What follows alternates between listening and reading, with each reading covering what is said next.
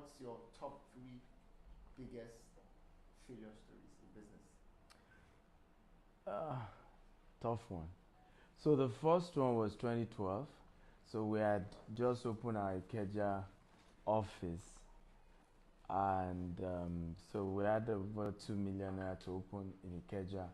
And it was funny because I had to be living in Songwater, even though I had that much money. I had to be living in Songwater, and then coming over 2 hours, taking Molue, because for a good part I didn't have a car. So I take Molue to come to the office. And what shocked me was the first 2 months in Ikeja, when we opened our Ikeja office, where you were supposed to be happy that yes, we'll sort it out, we'll squash it, we'll break it.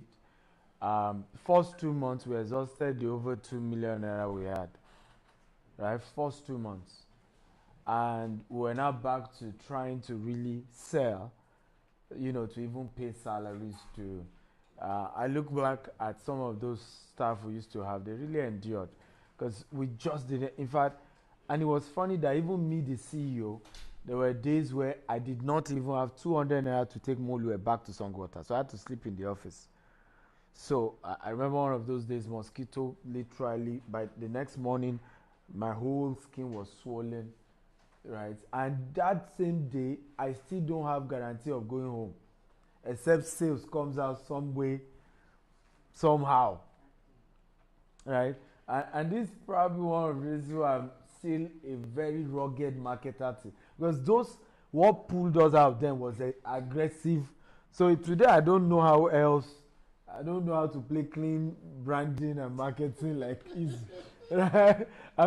I just know how to disturb you on WhatsApp, on phone, and bombard you. You either do business with me or you're tired of me. But we had that. Then at the end of the year, we couldn't renew the rent of that same place. Right? It was one of the worst. This was 2012. So by the end of 2012, we couldn't renew the office rent. 2013 opened with me having to stay in the house. But that was when I then watched all of Apprentice. Remember, you did a retreat in your house that year. No. You had not started consulting for us. Yeah, that's Omole. This is Songwater. Oh no. No. You had. Yes, this was free. Water. Yeah, exactly. So even the challenges you faced was still, exactly that one. I went back, became one-man business back because all our staff gone, no office space, and I had this small laptop. They used to do this mini laptop, I think 10-inch or something laptop, so that was what I had. Then my house had no job. My wife was, doing her NYC. She was pregnant. Yeah. So again, we're now behind on the rent as well. My landlady then would wake up in the morning and start singing all these Lori Buruku, stupid, very kind of, yes, every morning. And she's singing beside her window. I'm not kidding. And because it's Songo, it's not like here in the, where the lawyer, they will just get a lawyer, send you a letter, quick notice. In those places, it's insult. Exactly, it's insult and frustration. They used to kick you out of the house. So we had all that battle going on. So we had to rely on my wife's NYC Alawi. Yeah, it was that bad. And so again, at some first thing, I felt it was spiritual. So when we started doing 21-day fasting, praying, nothing changed. Went back to Bible school. So I'd graduated the entire Bible school, but I went back again. And it was really tough. I can go on and on and on, but from the house, the miracle happened when I was in Bible school, and that's why today even this morning, some of you were not feeling my vibe when I was just praising God and say it's all of you, it's just you. Nobody did this. There's no assistant doer. As far as I'm concerned, there's no assistant doer in Gtext. God did it, right? God did it. God did it. And I went back to Bible school. Every method they had taught, nothing worked. But this class on praise, right? And the man kept saying that praise is what you do when there's nothing else to do. When you have tried all means and nothing, just would change. So I then said to myself, okay, you know what, I have nothing to lose. I'll wake up by 12 a.m. and I'll start praising God. It was the worst praise session of my life. And it was short, but it's the worst. Because I woke up 12 a.m. and the devil started telling me, oh yeah, as I started the song, oh yeah, what are you praising God for? First of all, when the business was good, you were paying title. Don't forget. Remember that time? And I had one expense where we made some money, and we wrote the check for the tithes in check. And my church is so big that they didn't withdraw the money. I spent the money. And there was not a tough season, so I felt it was because I was owing. So the previous time I had money, I remember cash, 1.6 million, took it to church as tithes. And so the devil was bringing all of that and said, look, guy, it wasn't a case of, and yet see how God messed up with you. Like, see how your life, oh yeah, tell me what you are praising God. So I had to keep, so at some point I figured, I said, you know, but I'm alive. A living dog is better than a dead lion. So I'm now going to praise God that I am alive. You know, and then I started, it was 12 a.m. And that was when I knew the Holy Ghost understood business. While I was praying, the Holy Spirit said, okay, so let's analyze your business. What product are you selling the most? Bulk SMS. What's your profit margin on the SMS? I said 10%. And you have this volume of debt. Because we went into debt without borrowing money. Clients were asking for refund and all of that. So he said, if you continue to get this 10% margin, you will never come out of this. Which other product do you have 100% margin on? So I said database, GSM database then. We had one of the largest. Said, let your primary campaign be on GSM database. Anybody who buy database from you will need units. You need to have to buy SMS from you to push it. That was a game changer. So we re-engineered the entire company's campaign.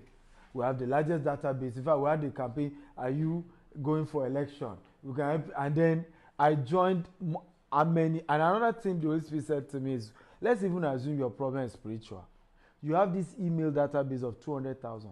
If you send 200,000 emails every week, you know, witches and wizards are not omnipresent. They can only be one place at a time. Right? Meaning, let's say they are the one blocking the eye of your customer from seeing your campaign. If you send 200,000 emails, max you have 1,000 witches on your matter. Right? There are still a lot of other. You could say how those things designed to my level. Like, I could get that. That made sense. So I'll go to a cyber cafe. You know, it was Target Hero then. And, you know, you can only open 2 accounts on one IP address. They allow you to send 5,000 emails on each. So I will go to 20 cyber cafes. So I had the day. Monday, for example, is cyber cafe day to just go and open the account. Tuesday and Wednesday is to upload 5,000 email list, right, on those 40 accounts. Remember, I'm trying to push up to 200, right? So I upload, then, upload the email, then blast the schedule all the SMS that will be going to those email database. And then I'll use Friday to receive calls, right? And that's what I did. Guess who now started calling? Chivita, PZ. In fact, there was one, MTN called. I was like, exactly. I thought, in fact, there was one I sent Richard. So, there was one, it was Chivita. I said, and it was an Indian voice. I said, let Richard go. This one, if it's scammer, they will carry Richard. We'll figure out how we'll carry him out. Only for Richard to go and then meet all these foreign expatriates. And of course, didn't perform. He won't tell me, but I knew he didn't deliver well. Because they were not telling him they wanted to send 100 million campaign. Can you go deliver 100 million? 100 million when? No, it wasn't even that. It was that we had never, the highest, most paying customer had done maybe 200,000 with us. And then someone wanted to do 100 million. Like, even the brain couldn't carry, of course, his presentation didn't make sense. We lost that one. But after then, I was now willing to go for other presentation because now I knew that I was attracting the right, and that was the change. So 2014, we were able to get back to an office in Ogba. It was a 2-bedroom. The guy had a studio in one, and then we're sharing. We had one room. No. You see, you met us in the Ogba. There was another Ogba before the one you saw, right? So it was 2-bedroom. We used one room. Then the living room became like reception and where staff were. That was where DSS came to carry me again, right? So there, 14 rather, we Chivita came, even APC, PDP. That's how we got Jonathan SMS campaign, Buhari email campaign. We entered 2015. It was 2015 October. We then moved to the upstairs, and that was when the real estate arm started. This was pre-SAPA or post-SAPA? Which one is SAPA? If you write a book on SAPA habits. SAPA is when you're broke. Yes. Oh. So there's SAPA, there's JAPA. I thought SAPA is another version of. SAPA is when you're on the ground zero. Oh, okay. SAPA has carried you. Other 2K. Okay, so let's move from the dark days to the brighter days. Yeah, I didn't mention 3, but even 1 is encyclopedia. But let's go. So you've had a blast the 7 years. You've been to almost all the major countries, all the major cities. You've had moments, memories. Right? So why you shared some of your I would say your learning memories, because something that's fading. Yeah. You learn. Yeah. Please, let's all share. Let's share this video. Those of you watching, we're on YouTube, we're on Facebook. Please share, because this will encourage a lot of entrepreneurs. Honestly, believe me. And Nigeria needs a lot of entrepreneurs. So this content is pure good content that will support people. Please share. Yeah, go on. So let's look at all of your memories, great memories, your archive. Look at it and share your best moments, your best memories with us. 7 years. My best memory. There are many memories, honestly. Many. But I think it was when we were now able to start opening offices, like when we opened Dubai. That was really, really shocking, because the Dubai also was the place where I was trying to start international engagement. So I remember we had this, I arranged and campaigned this, events in Dubai. Tell me, I said, if you are going out, you have to take permission, right? We had this event where I'm just in case, right? We're going, we had this event in Dubai, and I'll never forget it. We had gotten venue and all of that. To my surprise, nobody showed up. Nobody at all. For it to now be the same Dubai that we're now able to have an office, right, and a whole lot that happened, it was humbling for me. But I've had several moments. Some of you maybe can remind me some, but I've had several. Another one was when we were able to send staff to Dubai en masse, right? And then the Maldives as well. Maldives, I was excited. It was humbling for me that we could be, because you need to know that we used to be that company that can't pay salary. So for you to be that same company that is now sending 30 staff, 50 staff for vacation, all expense paid, it's just humbling, and it's really, really humbling for me. And the Dubai one was also funny, because first time we didn't have enough money, we sent 1 staff. And that's why you see your good deeds, show it with the little ones. It's not when you have all the money. So first time sending a staff to Dubai was, I think, 2016 or 2017, right? The guy came back. It was the highest achievement of his life. He resigned, right? The same person you used to query and, correct, now you give him query.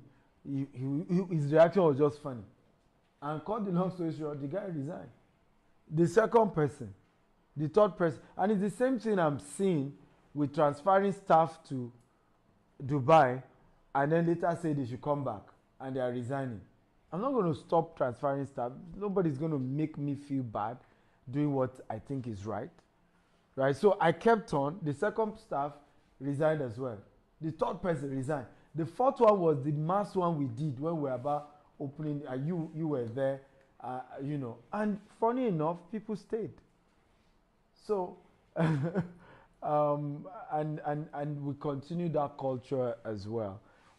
Because it's been tough for me as well to just do what I think is right. Because I realize a lot of entrepreneurs in Africa and Nigeria especially don't want their staff to rise, right? Because they feel that the exposure, right, gets them to become arrogant, gets them to become disloyal. But for me, I felt that there is a limit to the success of our organization if those who work with us don't get certain kind of exposure, right? We just can't get to a level. And for me, I've made up my mind we'll continue that culture until we're able to get to a point where, and I think that's what has happened now. It's no big deal that you went to Dubai anymore, right? And I see that we'll get to a point where it's no big deal that a staff opens an hotel that is 10-story. He will still be humble to be a staff here. There's no big deal that a staff decides to launch a school, and I'm even the one commissioning the school. You know, we'll get to a point where billionaires will be part of the system, and they are still proud to be part of this, and they've made money, they're doing well. You know, it's the patience, the courage to continue to empower. And I'll never forget, starting, I had not even opened our company when I was listening to a training by Reverend Sam. And one of the engineers, he said, I'm into construction. I send my staff abroad for trainings. They will come back, they will resign. And I'll say, what's my benefits? And I'm beginning to struggle with that as well. I know some staff that this year now, what we put into sending them to Dubai and all of that is in excess of 5 million. And we did that on 3 people.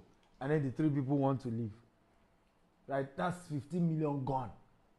Right? They may not know the numbers. You know the numbers. Right? But I remember what Reverend Sam said to the man, which was that keep doing it. One day you will have the ones that will be loyal. They will not just stay. They will grow the business to pieces. And they will be grateful for the opportunities they've gotten under you. So, and I continued it. Right? I think some people have a new strategy of using glasses. Let me tap, you know, Father Osea, remove the glass from my face. Thank you. No more glasses. Just remove. We know you, but remove. Still remove it. We know you are not sleeping. Yeah. We know, but remove. By the way, for those of you watching, we're in our senior management retreat. So if you are seeing us having conversations, you know, we have some our team here. Please go ahead. Okay, so let's talk about disappointments. Yes. In the words of Burna Boy, last. Everybody go to breakfast. Okay, so what's your biggest breakfast? Biggest breakfast. Biggest. The problem is I've had too many to be able to have biggest. And plus, I've even had too many that I really can't say, right, biggest. You know, I think, and this is the first time I'm sharing this publicly. Many people didn't know why I joined NSAS, right? Because if I remember the first time, some guys who saw me when we were in Omole then, so we went to the Keja one. Some guys, many were thanking me, sir, with your success, you joined we common people. We thank you for you, because they understood that I'd grown to a point where if I went to NSAS with my police orderly, right, I only told him not to wear uniform. Okay, so it just didn't make sense that I was part of it. But what people didn't know was that starting my business at the lowest ebb, I had gone through a lot of police brutality. One was my own personal experience, the other was my wife. Right? So I remember I used to do a trade fair for a particular university, right, to organize the trade fair. Now the trade fair was under the Dean of Student Affairs. So, and then I sent SMS campaign to people that were doing trade fair, and I didn't even know anything was wrong. So I went to the bank. It was GT Bank, and that's why I had to stop. If I had to sue GT Bank, and I won. So it was GT Bank then. I went there, and then they said to me that they had a letter from another account holder. And see how there's so much wickedness in Nigeria. And it's about, if you are small, that's the problem. Account holder. And the account holder wrote a letter to them and say, so person was doing something with their name. Arrest suspect on site. Another account holder. You have two accounts. Right? Now, what was funny was you did not even investigate to say, did any money come into... Now, ladies and gentlemen, this was a time where the only money in that account, as at the time that letter came, was 15,000 naira. So, how? So he said, arrest suspect on site. They didn't allow me leave. Call the police. And then that was it. I had to follow them. And I slept cell that night. Yes. In fact, I remember, I will never forget. I had to preach to everybody I met in cell. We did devotion in the morning. Daniel in the Bible. Yes. You still like We did devotion. We did devotion in the morning. And of course, by morning, they came to get my bail. And what was painful for me was, even after the institution involved discovered that what happened was they didn't know, the dean and the registrar did not know a trade fair was being organized by the dean of student affairs. So the letter was signed by the VC and the registrar. Okay, but of course after that issue happened, funny enough, I happened to be a member of that institution. So when they discovered it was me, because they didn't even know it was me, of course there was turmoil but what hurt me the most was for you to now officially write, even though my lawyer then said they were scared, they thought I was going to sue them and all of that, for you to even officially write and say there was a mistake here and my wife was pregnant and I still need that urgent 15K because my wife was going to give birth at any time. So I will never forget this. As at the day we had our first son, right, I did not have 4,000 naira to pay the midwife for the urgent thing they had to, buy for the delivery of our son because of that case. Okay? So I can go on and on, but I'll stop there. But I've chopped many breakfasts, many, where pure injustice, and that's why sometimes when I teach and there's so much energy, a lot of people don't understand where I'm coming from. I've been through this. When I teach with so much of, I hate poverty, I don't want my enemies to be poor. People don't, I know what it is. I understand what this thing called poverty is.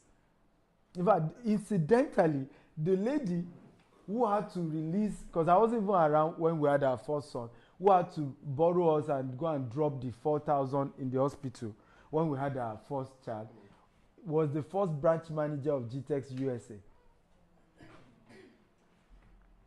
And I have several staff like that the first time we were meeting, they were actually in a position to help me. The next time we were meeting, they were employee of Gtext. So oftentimes when I teach, and I've had to teach this to a lot of our colleagues who work here, about treating people with pure conscience. Right? Even if they are your juniors in the company, even when you will sanction, make sure your conscience is pure. Make sure it's not because the way he greets me, he was rude. This world is so small that the person you are trying to serve breakfast may be, the person will be your savior one day. It's just so small. So when I see even internal bickering, two staff are fighting, we won't talk to each other. Like, do you guys know what life is? You just don't know what life is. You don't know life. You don't know what life is. So for me, it's been one of my motivation where I make sure to the best of my ability, I treat everybody right. And I have a pure conscience. I go to bed knowing that I've done my part. I can't save everybody. I can't help everybody.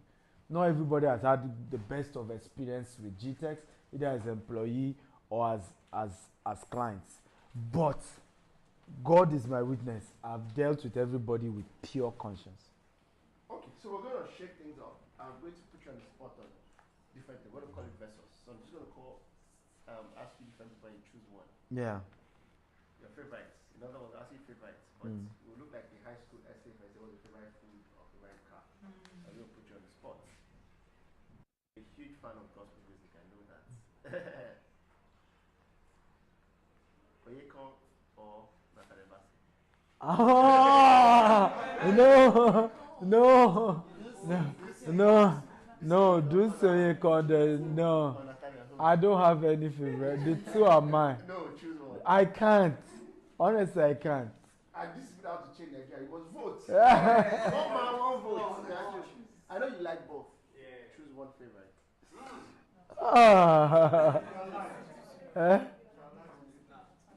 You said? You Nathaniel. For you.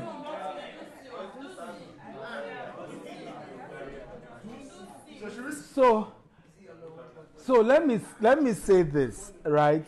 I will choose Dunsi for a reason, right? So there are songs and there are songs, right?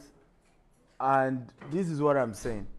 For me, both are the same, but I first had an encounter with Dunsi's song, then started having an encounter with Nathaniel Bassey's song. So my biggest aha moments are with songs, right? So during the time of our evolution in 2020, during the end, COVID-19, I think it was, was it first? It was fragrance, then it turned to fire. No, because I love, thank you, you got it. It was open up. I was practically on a flight, one house. I was practically on a flight from, I think whether it was US to London, and I heard the word open up. And literally, Gtext opened up.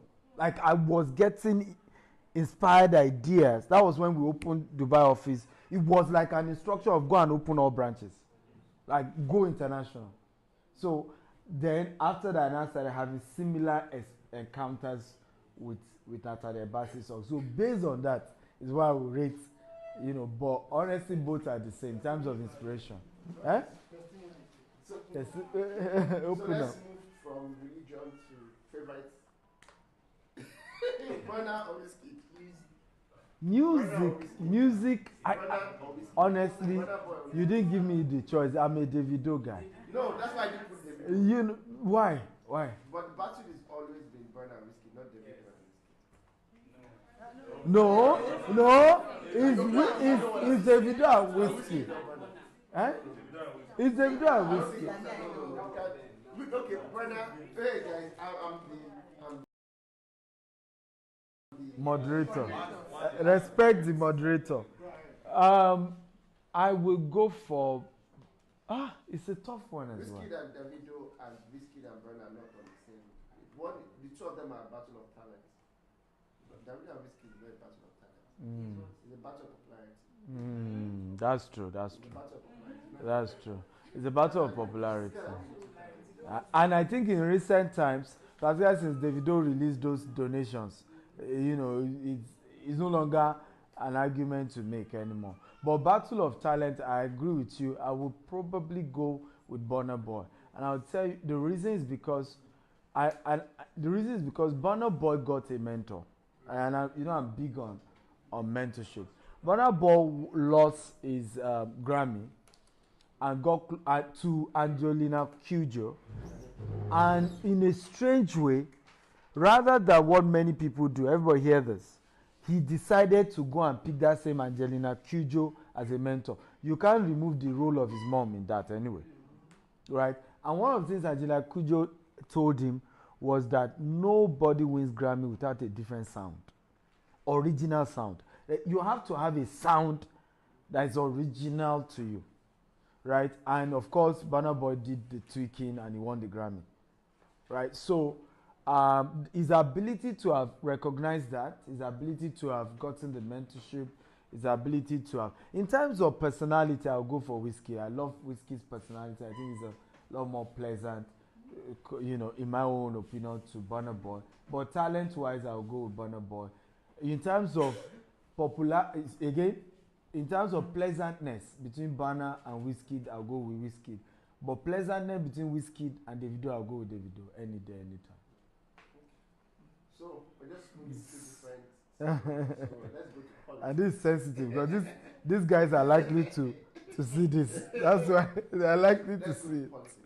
You've been without a doubt vocal on who you're going to vote for or who your favorite is. Yes. Right? You've been very Yes. vocal. So I'm going to move away from that. Mm-hmm. APC 100 million. Dollars. No, No. dollars. All of you that are shouting there. All of you APC on 10,000. All of you know who you vote for. No, Abba. I have said the numbers, right? If APC give me $1 billion, honestly, $1 billion, yes. In fact, I am now for BAT. BAT for like, hallelujah. BAT. but obviously, they can't pay me $1 billion for Christ's sake. Dollars. They won't do that. But in reality, is that I'm not against APC. In fact, in this election, I'm going to be voting Sanwo-Olu for governor. Right? Who is APC? Beyond a doubt. Because I really don't see any other candidate that could beat him. So for me, it's purely based on capacity. Asiwaju is my uncle, is my big daddy, and so much love and respect for him. If I were in a position to give an award of democracy, I'll give it to Bat any day, anytime. I have a lot of respect for Asiwaju. But for 2023, I think Baba needs to rest. I think his health is more important to anyone who care about him. We saw what happened to Buhari, right? We saw how he almost died, because funny enough, Buhari wasn't this sick, until he became president. It was, old age is there, but it wasn't this sick. But the pressure of being the president, and if you notice, since even when he recovered, he had limited what he was going to do. Right, because I'm sure the doctors will have advised him that this was exactly, and that has direct impact on governance heavily. Now, where Bat then did it for me, that crashed it, because in the case of Buhari, everybody had this mindset of even if Buhari fails, we had an Oshibaju. Do you get my point? In the case of Bat, he now didn't give me that option, right? And yes, I think the Muslim ticket was him losing. It wasn't. I don't have a problem with Muslim. My adopted mother is a Muslim. On my wedding, she recited Quran. I don't have issues with that. But I felt it was his own loss, because I feel the Fulani Hausa, I grew up in the north. They are very particular about their people. They are loyal to their people, and their imams have a way of rattling around them. They call them ulamas. So it's a lot difficult for a southerner to really penetrate them that much. And I think Asiwaju will have just gotten 100% of the Christian northerners. And in some northern states, they are 20%, some they are 25%, he would have just gotten 100% because they won't care about whether it's from the south. So for me, but where he lost me was that even if he was now going to do a Muslim, right, let it be a cerebral. I love that from day one. I don't care. What gives me the joy with a Peter Obi is that even if Peter Obi is out of the picture, you have a dirty that sound. The guy started Base University, cerebrally sound. Even when he's not as eloquent, but even when he talks, there's a. It's actually quite eloquent. It's quite eloquent. Actually, more eloquent than Peter Obi. When I mean eloquent, his words don't come as fluent. Listen to him. It's not as, it's like. Peter Obi is down to earth, so it's relatable, but he's very straight up. Cerebral, you are missing it. Cerebrally, you cannot deny that the guy is very cerebral. But my point is that when he speaks, there's a lot of pause to it. There's a lot of that's what I mean by eloquence in that in that sense, right? But my point is that you will know this is a very, very brain-wise. This guy will deliver. So I'm no longer in that position where I'm just going for one person. Nigeria has shown us that at some point you can have health issues. Yaradua, we had the same issue. So you are going for both parties. You want, and for the first time we have a solid presidential candidate. We have a solid vice, you know. And so for me, I didn't care whether he's a Muslim, he's from the north. I'm even more of a northerner than a southerner. So a lot of times, even on social media, when people accuse me of, oh, maybe I'm going for one person because of one sentiment, I just laugh. Somebody, even when I said I was going to vote Sanwo-Olu, somebody said, maybe because Sanwo-Olu is a Christian. I laugh. I said, look, I'm voting Sanwo-Olu because of Hamzat. Hamzat is the brain behind Sanwo-Olu's government. Is the brain. In fact, even when they were talking about, you know, changing Ambode, I was rooting for Hamzat. Hamzat was the Fashola stock, right? Brain. So, for me, it's the cerebral thing. It's not about religion. Or I'm too educated to be that myopic or. So it's a reminder that we're on television. So that Yeah, no, let them see it. No, why not? I would say to their face, with due respect, I love them, and they are my moms and daddies, but we are getting to that point where we are all trying to encourage Nigerians to participate, right? And part of participation is not just contesting, it's airing your opinion and do it in a respectful way. Because and I think the political class should appreciate me, right? And I know what I'm saying. Because the reason why youth sometimes result into violence is they are not able to express themselves. What Big Talk with DSA has done, that's even why we started that show, was to kind of say, okay, you may not be able to invite a deputy governor. You may not be able to invite a Jimmy Agbaje, a this. I will bring them and ask them questions, right? I mean, you were one of the guests. You saw how the youth they are not asking for too much. They're just saying, let's be able to, you know, yes. Exactly. Let's say it's not in a way you say, you don't talk to elders like that. You don't talk direct. Let's be as considered authority. Yeah, consider. Let's be as and once you can give them that, they will be willing to. They are reasonable people as well. They are reasonable people. For me, I'm a bridge builder, and I hope our politicians know that I can understand them. I've grown, you know, in my career and my business to a point that I can understand the top elite. I get their fears, what they are trying to, because I also have assets to protect like they do, right? But also, I can relate to the guys who are saying, I now have masters, I don't even have a job, right? Or even with my masters, they're giving me 40K per month, right? I can relate to both. And so I'm a bridge builder, and you need build bridges in the society to avoid anarchy, right? I was sharing this with somebody who is a top Bats fan in London. I'll not mention his name. And he was, you know, telling me and he was like, oh, we will defeat you people. You this obedient. You. And I remember saying to him, I said, if Bats team were smart, someone like me should have interviewed Bat one-on-one, even if it will be recorded. Because a lot of obedient guys are already following me because of my position, and they are not even hearing Bat's position.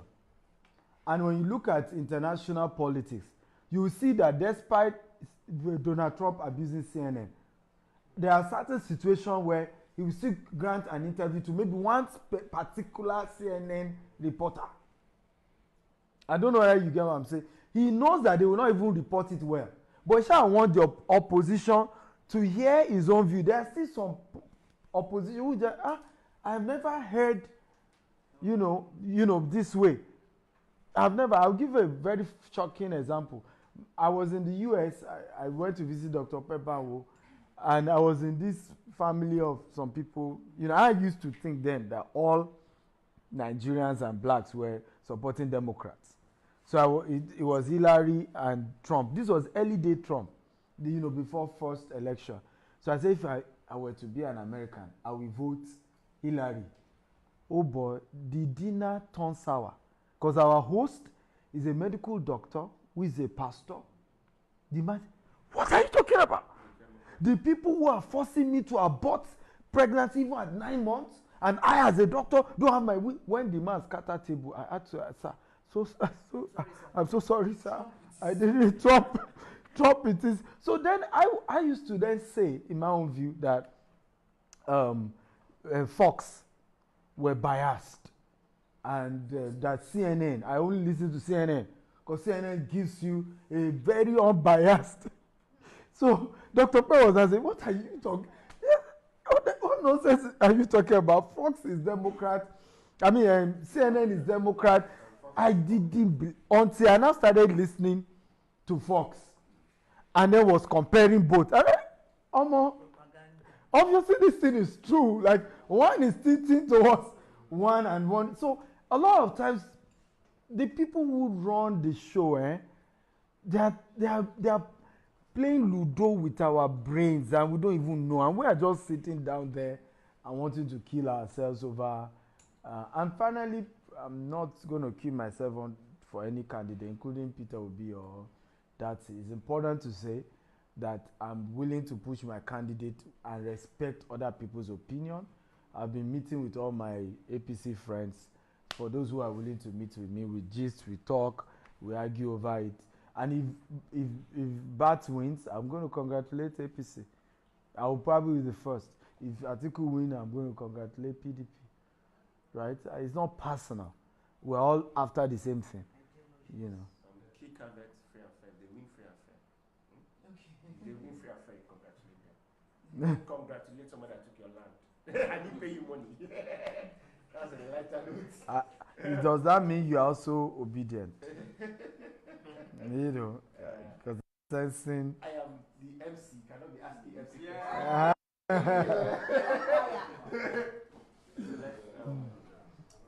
So let's still stick to the questions. Of course, a lot of people are listening to you right now are your mentees, and they've heard so many things from you, so many train of thoughts. But if we summarize success in one word, what's that one keyword? One keyword for success. Summarize everything you know about success into one word. Wow, that's a tough one. By the way, guys, once again, please let's share the video. I really will encourage us to share this video. I really want this video to go viral because some of the things I'm sharing, like I said, are really unique. I'm not sure I've said that in public, and I think we will encourage a lot of people. So please share.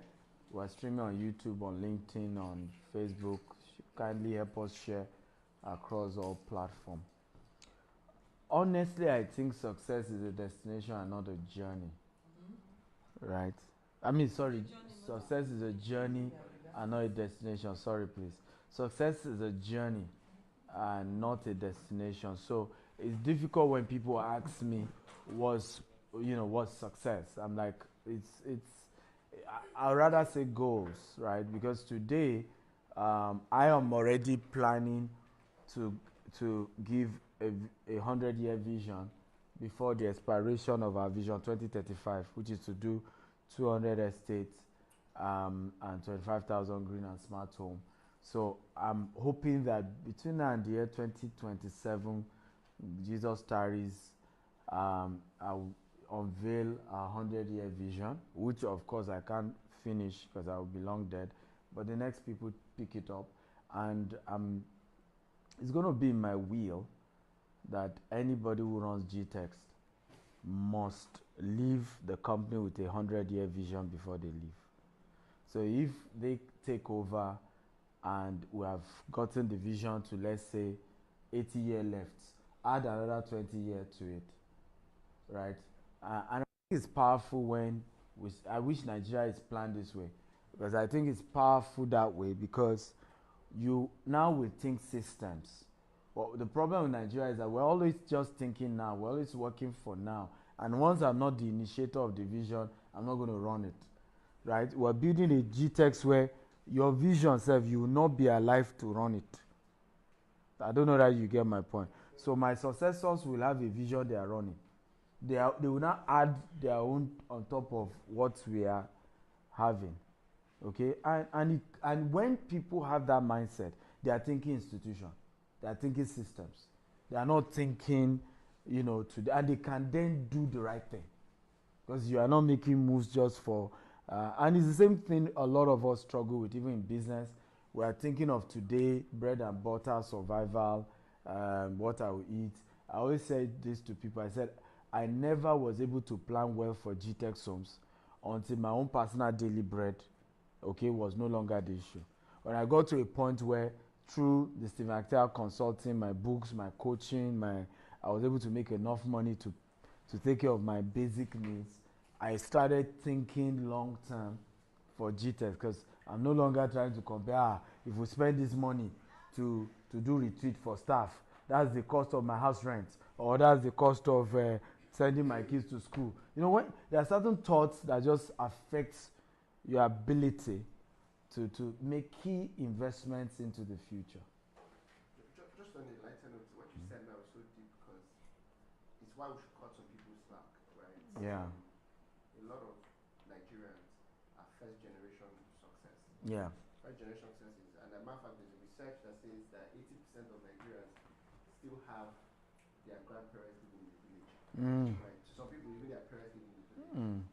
So practically speaking, I agree. But I just wanted to chip in on the 100 years thing. I think it was powerful. I got into a room of recent with a former MD of Coca-Cola, Nigerian MD, and he told a story that every new MD of Coca-Cola comes with their own plan. So I think in the 70s or 80s, the guy's plan was to sell 1 million bottles of Coke every day. Yeah.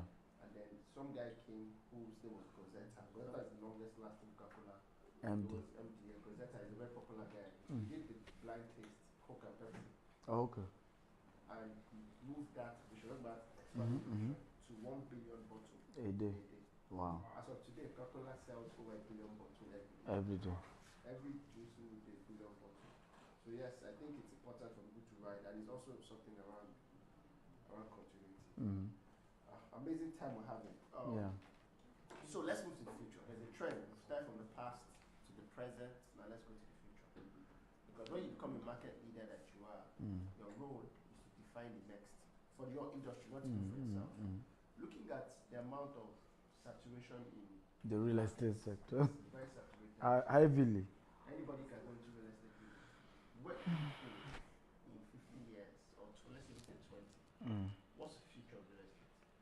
Wow, it's bright. I think the No, from a prophecy Nostradamus, specific things that will change. I know. First of all, I think that the ultimate oil of Nigeria will be real estate. And write this down, right? Of course, it will rely on a leadership that will get it right, but the ultimate oil of Nigeria will be real estate, and I'm very certain about it. I personally believe strongly that in my lifetime, if we get a president that is willing to work with me, I promise you, because I was born in Maiduguri, I'm going to turn the desert area of Maiduguri to Dubai. Right? If I get a president that is willing to partner with me, right, I will turn the northern, and I've said it on Channels television before. In fact, that slogan went viral. I said, give me C of O to Sambisa Forest and I'll build skyscrapers. Right? Because the migration to the south is also not going to be able to be sustainable very soon. Right? So we have to actually have to find a way of creating tourism in every part. And we'll have what it takes to do the tourism. Right? We saw how they've done it in Dubai. There's this desert safari you do, right, in the deserts in Dubai, and it's just a wonderful experience. And it's still one of the highest earner for Dubai. You can't say you went to Dubai without doing the desert safari. But right? We have all it takes: security, power. Security is just poverty. That's all. It's just poverty. It's just poverty. Right? It's just poverty. If a private organization enter that place and start creating jobs for those guys, right, and start teaching them basic skills. We are currently working on something with Gtexthomes where we are creating video content, how to do carpentry work, how to do tiling, how to literally online course. and we're going to be partnering with Ford Foundation, Mastercard Foundation to even get it to the interiors where you can get the code. And once you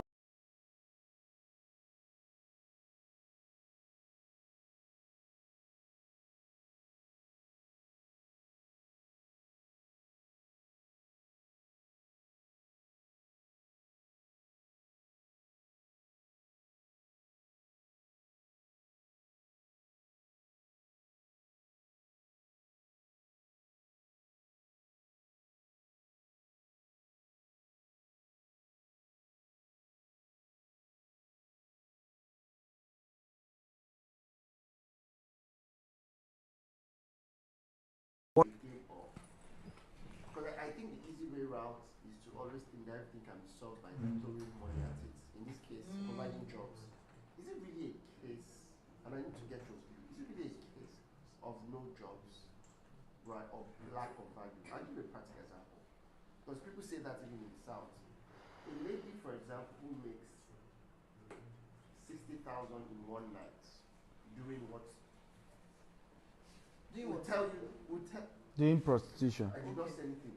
We'll have a conversation that there's no job. But let's be real.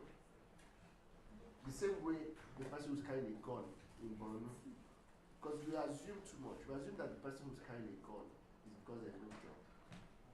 You assume that the person who's carrying a gun in Medjugorje is because there's no job. Right? But is it really about no jobs or value? So, for example, someone who's already spoiled, because there's something we're realizing. People are already spoiled by a way. Someone who, because Niger Delta, so that a lot in Niger Delta, someone who makes 200K every day on oil bunkering, what type of job would you provide for somebody who makes 200K in oil bunkering? The girl who makes 60, 80K in one night, right? What skill do you want to give her? Good job. 60, 80K? Good question. So first of all, let me say that globally, this is an issue, and I need everyone to listen. Global is an issue. If you go to the UK right now, the core white British guys are lazy, right? They want to, they want lower work hours, they want higher pay, and things like that. And that's why you see this anti-immigrant issue, because when immigrants then come in, they are ready to work harder. They are ready to. So before you know it, it then looks. It then, yes, it then looks as if, that. But here is the reason why those kind of crime did not result into anarchy. Same thing in the US. It's because as long as the day I wake up and say, I want to now make my money through legitimate means, which the society has a way of bringing back your conscience. It could be through church, it could be through rehab center, it could be, everybody gets to that point where you do that negative thing to the extreme, that your conscience is now biting you. But the day you then do that, there is no option. I was having a conversation with a woman who works with UN. There are nurses that go into Boko Haram. That your conscience is not option. I was having a conversation with a woman who works with UN. There are nurses that go into Boko Haram. What happened now? Nobody complained they were not hearing us. Eh?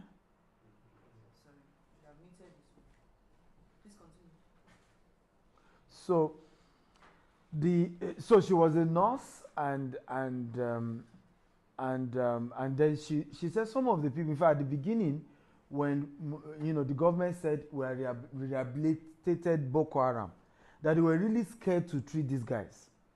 In fact, she said there was one she was treating. The guy is practically less than 12-year-old.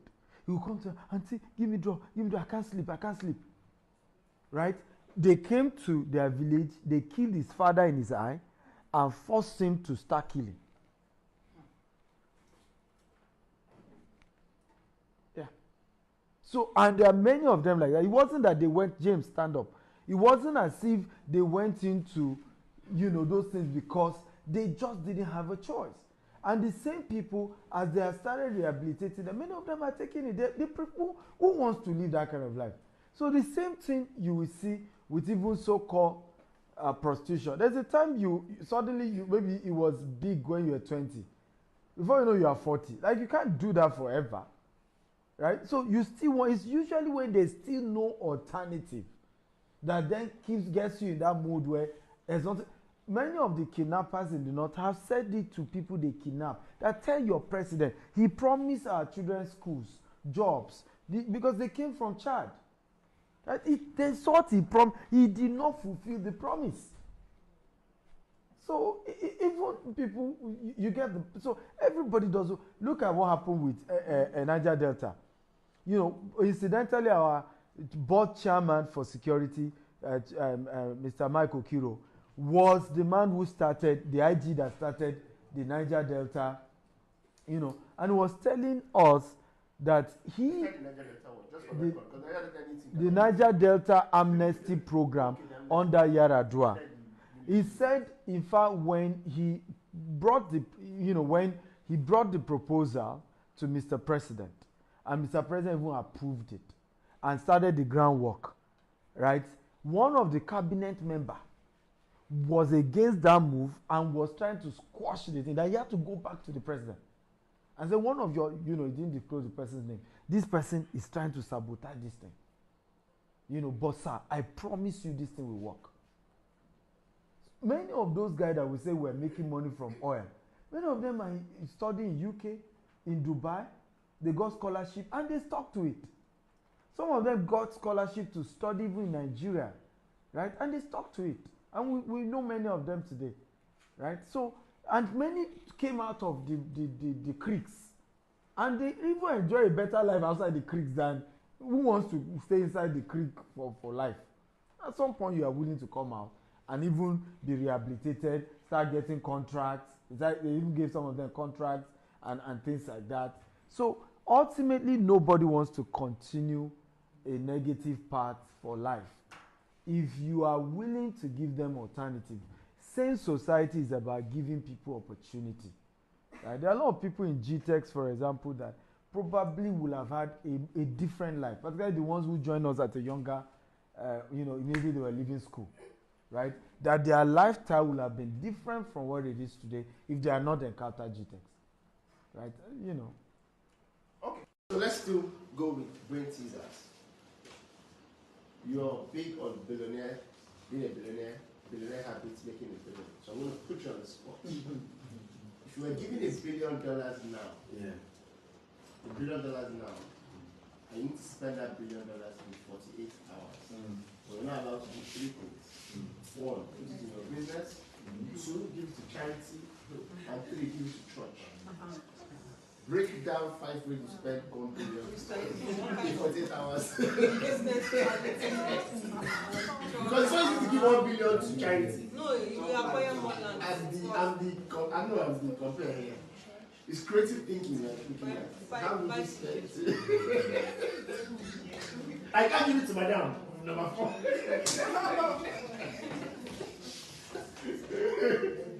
That's a tough one. Yes, number 1, I'm buying a private jet. Right? $1 billion. You still have so much. I know. So number 1, definitely I'm buying a private jet.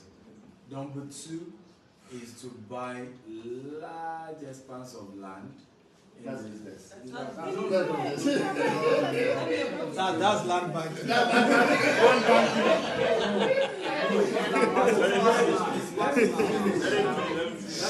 me finish. Large expanse of land where I can have my private airport, right? You know that I'm building my own castle and I'm doing it in 4 locations: US, UK, Dubai, and Nigeria.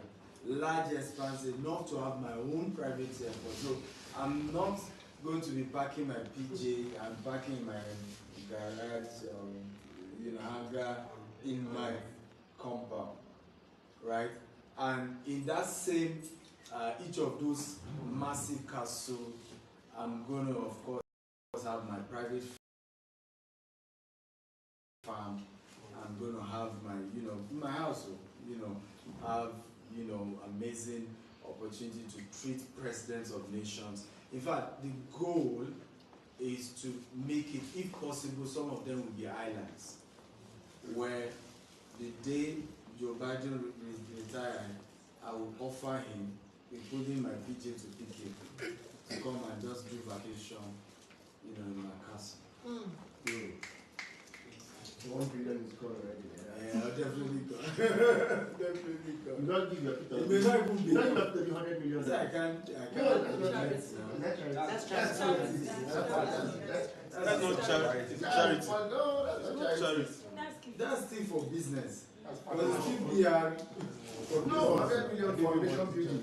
No, it's partnership. That's charity now. Foundation building. So putting in research too. You not build a research. That's business. So they should not pay. That's charity. Stephen, It's that's something They that have nothing charity. You shouldn't charity with the money. No charity, no church, no business. That's the that charity. He will invest in his children's future. About $1 million. So that they will come and be chef. At least a part now. He did not mention that part. He was given for the family, all his family members. And then for we Coach Timmy is You are not born doing there. What was become one? The day they ask you, yes.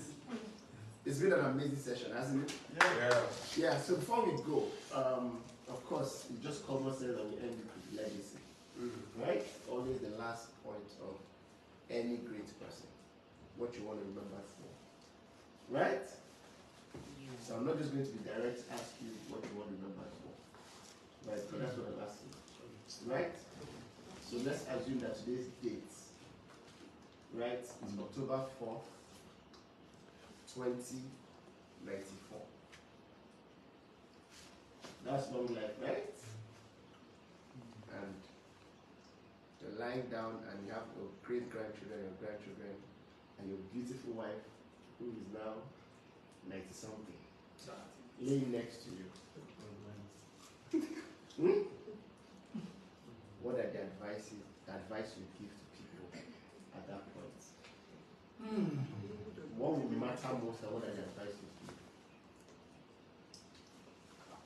I think the first would be Cherish every moment. One of my biggest regrets in life is that my mother is not alive today.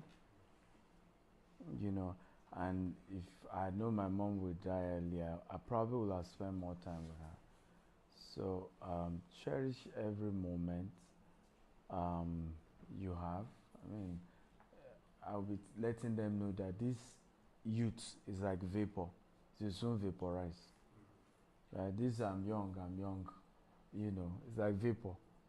You know, young youth, it's vapor. Before you know it, you are old actually. Right? So now that you have that, you're young, you know, cherish every moment, value it, appreciate every single time. You know, the people you love, let them know you love them. Let them not have a doubt. You know, I've had to go extra mile to show I care in these last few years, by my words, by my actions to people that I care about. And I've had to do that because I now understand how powerful that could be.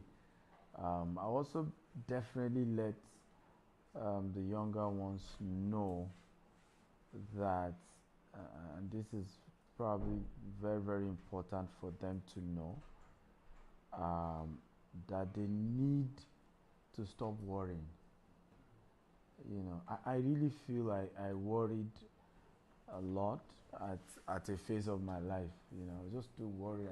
I just felt I was way behind. You know, today when I talk to people and they feel I'm fortunate, I'm like, you know, I mean, there were days I felt, you know, unfortunate. You know, it was just some forces against my success, and it was weird because in my case, I was a teenager when, you know, prophets used to come to our house.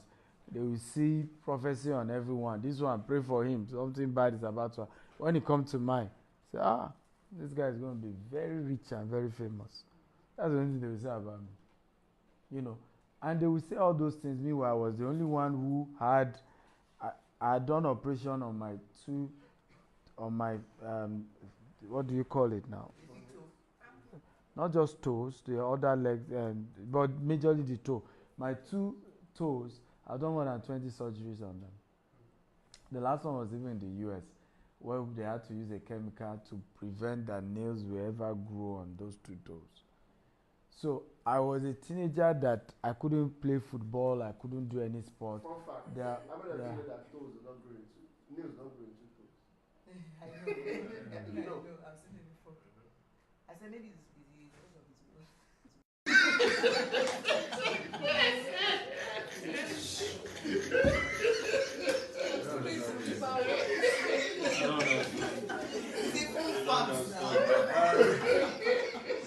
I need a lady to help me. Who okay, Jessica. Jessica. How neutral. Jessica. Who has Jessica of Bukola stand up. I'm not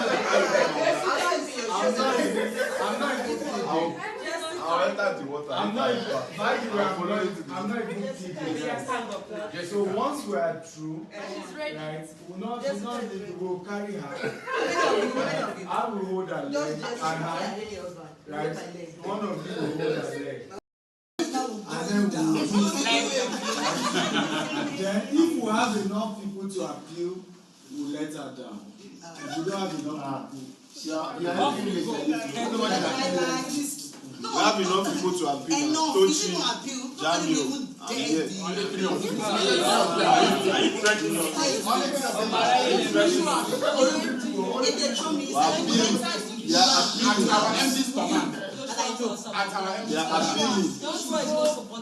We are appealing. I'm still supporting them.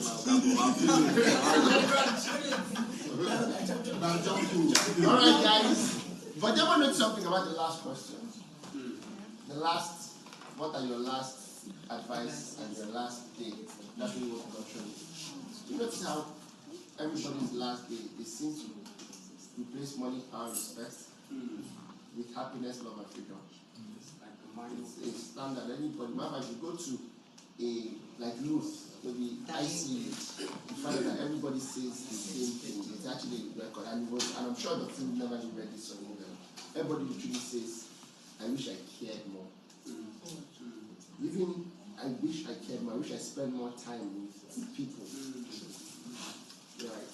And the question and the last remark is, why do you have to wait till the last? We all at every given point can love more, care more, and be free more. Freedom to do more things. Freedom to think widely. Dr. Stevie? I have a question.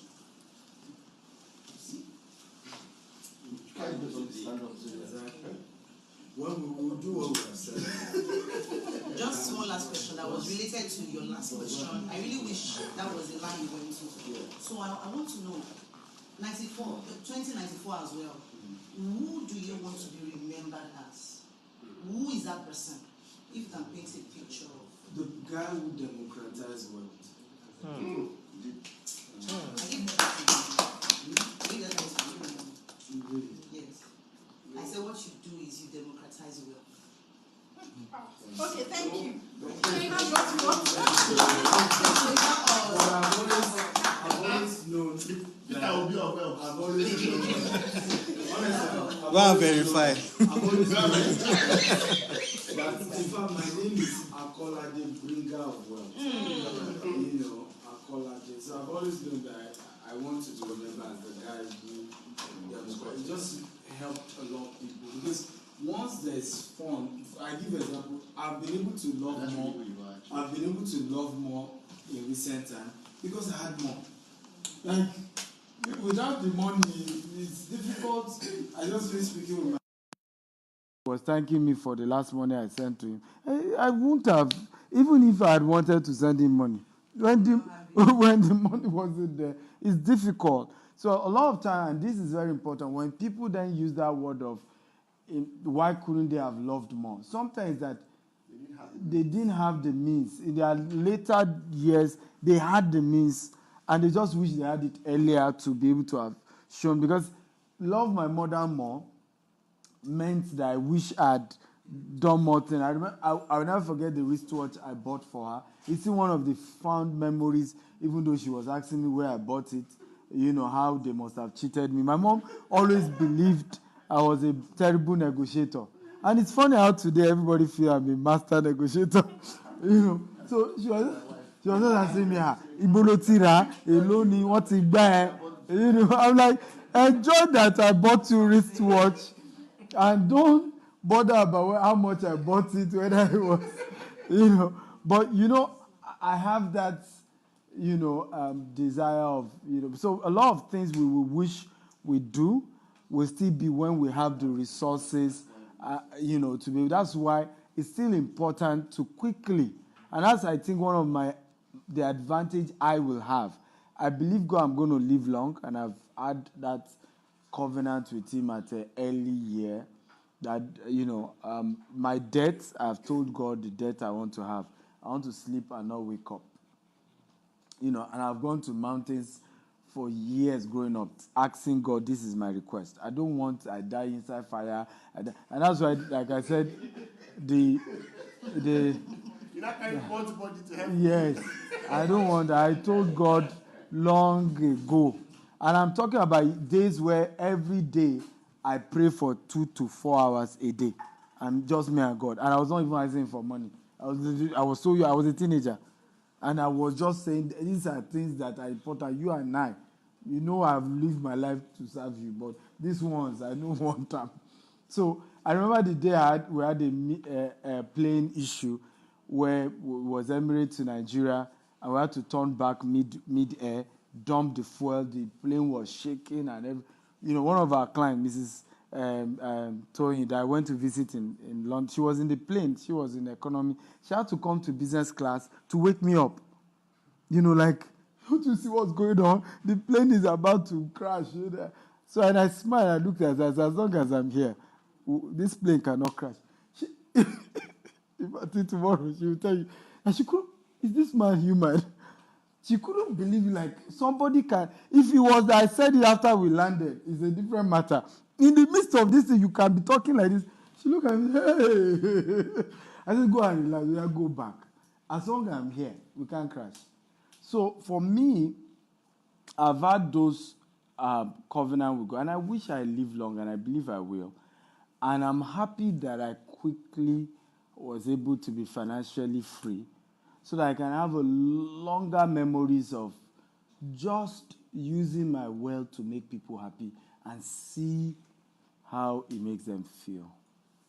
At this point, thank you very much.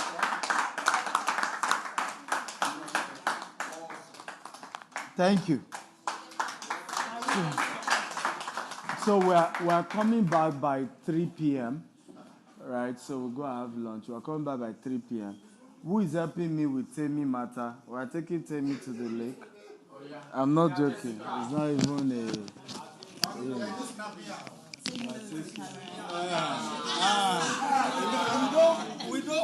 you cannot bribe me. You are committed.